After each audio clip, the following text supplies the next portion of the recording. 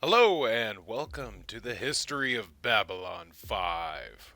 Today's episode, the Vorlons. The Vorlons are one of the oldest sentient races in the galaxy, who, along with other races that developed about the same time, are known as the First Ones. When in the presence of other races, Vorlons often wear encounter suits. As such, few people have ever seen what a Vorlon actually looks like. Since Vorlons are capable of surviving in an oxygen atmosphere, the suits are usually entirely to hide their appearance. Apart from allowing them to hide their appearance, encounter suits also allow Vorlons to navigate the environment more easily, interact with others, and conduct business as necessary. Vorlon encounter suits are equipped with a language translation device that transforms their unique language into a more common tongue.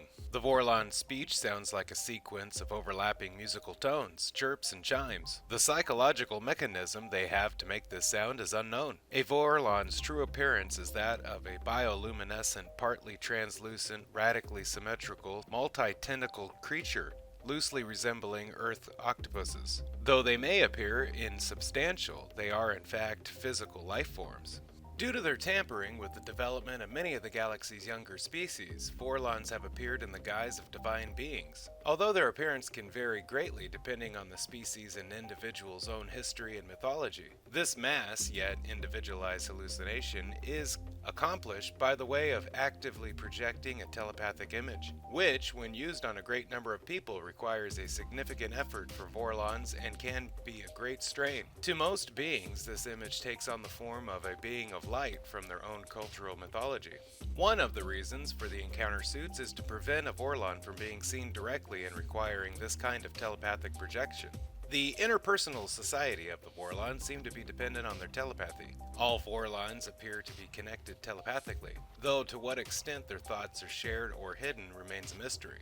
Vorlons who have their own ships also have a telepathic connection with those vessels.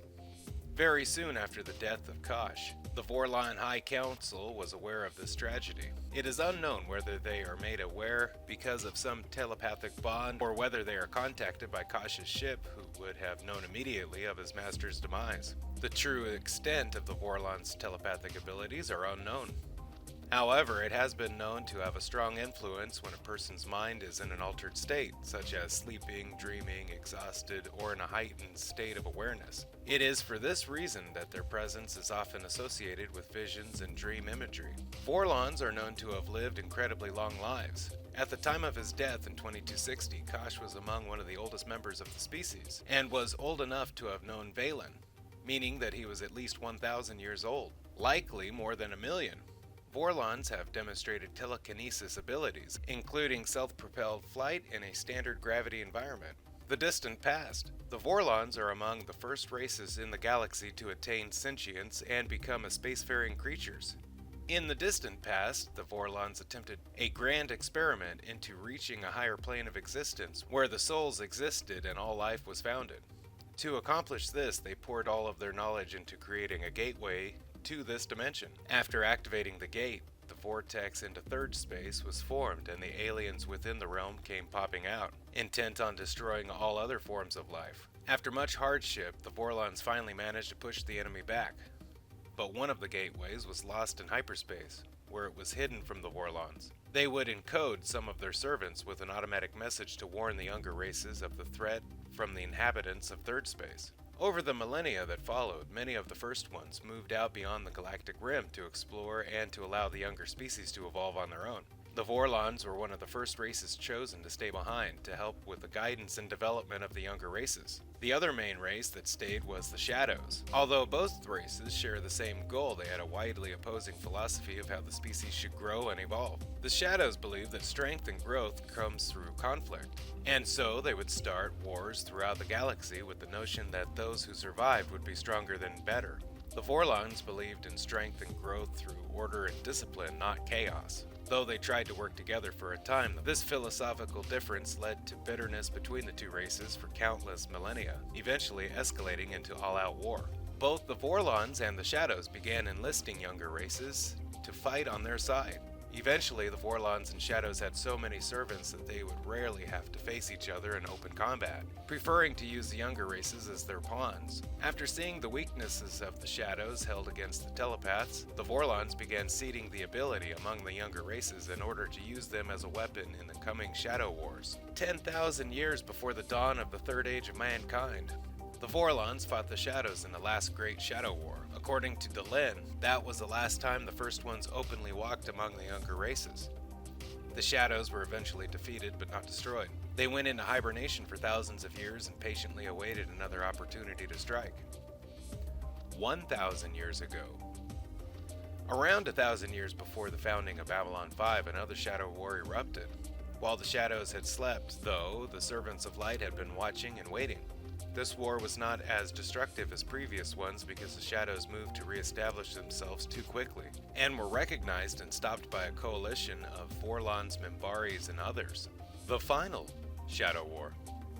The Shadows began awakening from their hibernation in the late 2250s and started collecting their ships and supplies and gathering allies.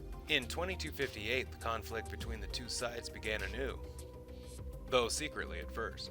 Once they had gathered enough allies, though, the Shadows began to strike openly at seemingly random targets. Whole worlds that had been associated with the Vorlons were being destroyed by the death clouds. Conversely, after the death of Vorlon Ambassador Kosh and John Sheridan's trip to Zahadum, the Vorlons became convinced that the only way to stop the war was to destroy all planets that had been touched by the Shadows. Neither faction would strike directly at the other, however. They were content with destroying one another's support systems.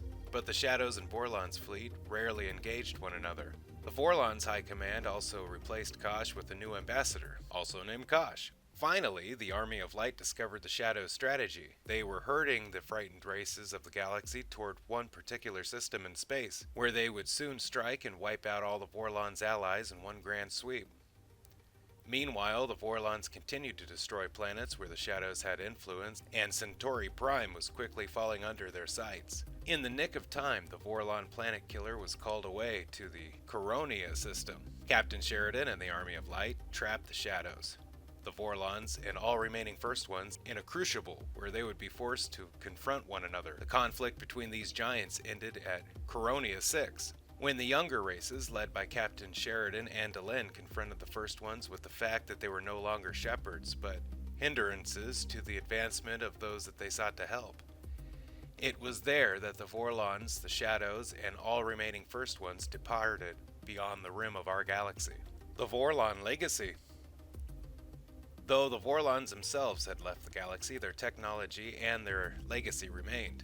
After the end of the final Shadow War, several races sent expeditions to the Vorlon homeworld in an attempt to get their hands on any technology that had been left behind. These expeditions were never heard from again, destroyed by automated defense systems before they got close enough to the planet. When this was mentioned to Lita Alexander, she replied that the Vorlon homeworld was off limits until the younger races were ready, which would be about 1,000,000 years. Elements of the Vorlon tech had been put to use by the Interstellar Alliance. The White Star Fleet was built with Vorlon technology that had been interwoven with the Minbari hardware under the supervision of the new Ambassador Kosh. The Alliance continued to use and develop Vorlon technology on the new destroyer-class White Star prototypes, Excalibur and Victory. The main guns and energy refractoring skins of the ships were both diverted from Vorlon tech.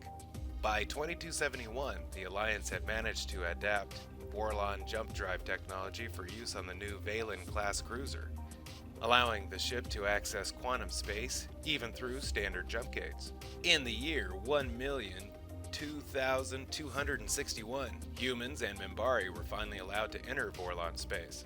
Many humans relocated to the Vorlon homeworld, renaming it New Earth, following the Earth's destruction when Sol was induced to go supernova by parties unknown. Thank you for watching the history of the Vorlons. Special thanks to the Babylon Project for all information you heard today. Don't forget to like, share, and subscribe if you can. If you have, thank you, and have a nice day. Bye-bye.